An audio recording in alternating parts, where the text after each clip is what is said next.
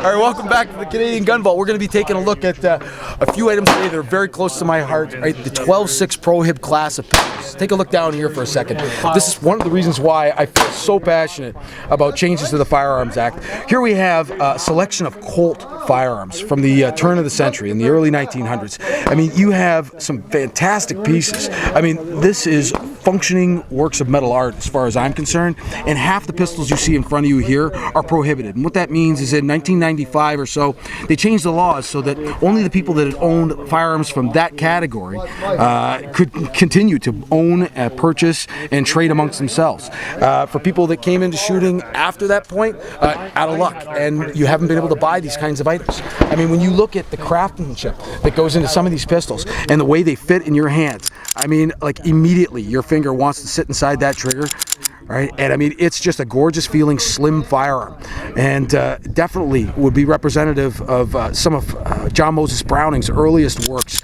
And the inability to have a complete collection of Colts. I mean, this is just a small sample and isn't really representative of what you can have. There were other models as well, but you have, you know, this little 1906 vest pocket that would have been carried by gentlemen in their vest pockets for self-protection, or ladies in their purses. I mean, when you look at the size of this thing, I mean, it is so small, and I mean, and yet you still get the craftsmanship of the larger pistols. You know, you have the different finishes of the trigger, and I mean, it's a really interesting, fun little piece to shoot. You know, the misconception about these guns is that they're poorly made, inexpensive pieces of junk that blow up, and they're carried by drug dealers. I mean, the truth is these are bona fide collectibles, and there's no way, right, that I think that you should not be able to own, right, these types of items and enjoy shooting.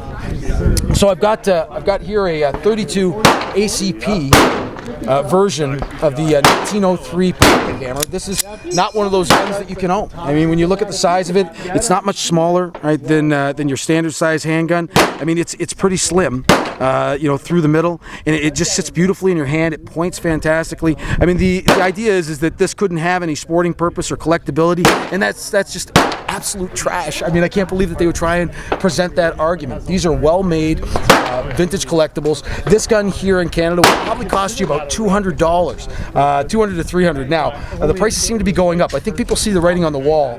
More and more people are cluing into the fact that these are, in fact, terrifically valuable collectibles, a real part of firearm history.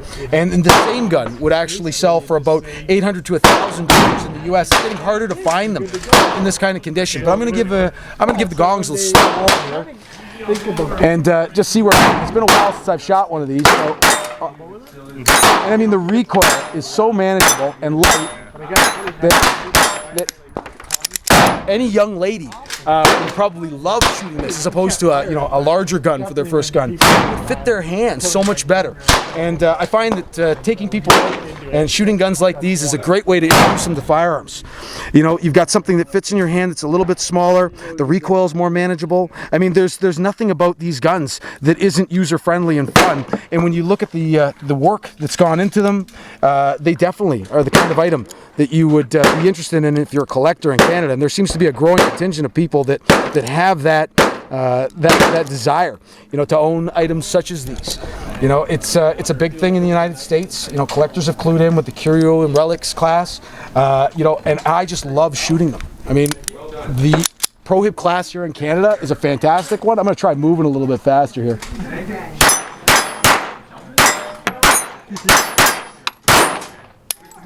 Yeah, you can't tell me that these things aren't high quality.